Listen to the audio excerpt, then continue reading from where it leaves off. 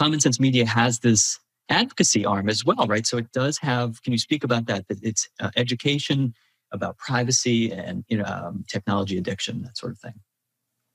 Yeah, I mean, I have to say that that is the arm that I know the least about because it doesn't work so much with our content, but absolutely, many of them are based in DC as well because they are front facing with government officials because they want to get the word out there. They do studies and surveys and that are quoted in academic papers and that get a lot of press because there's a lot of studying of how children and teens use media and their social and emotional behavior while doing so, the kinds of images and things that even very, very young kids have been exposed to, they did in a study. And also, they also work with teachers and educators to also help them give their own students the tools about online citizenship. And they've come up with agreements that families can use in terms of what are the good practices and the safe practices. Now, it doesn't mean that just because your child and your teen has signed this, that they're actually going to abide by it.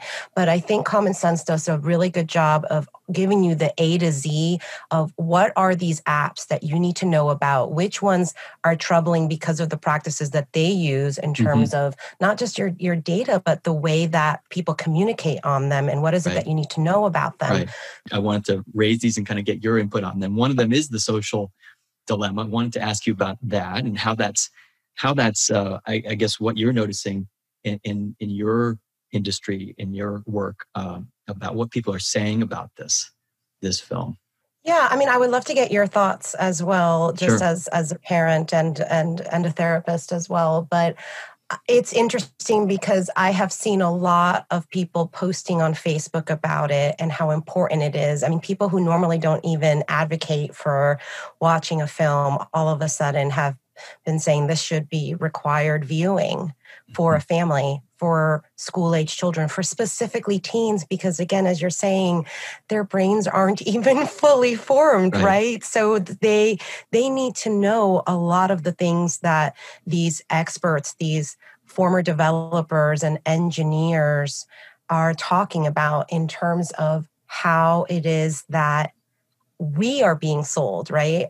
When we use a particular app and what it means for our privacy and why we need to be really careful and thoughtful about how it is that we're using the internet, but also the idea that a lot of what we see specifically on social media, the performative aspect of that's not necessarily reality or what has happened on Snapchat or things that they're sharing with people that they think they love and who love them. And then all of a sudden that person shares something really private that has been sent between them.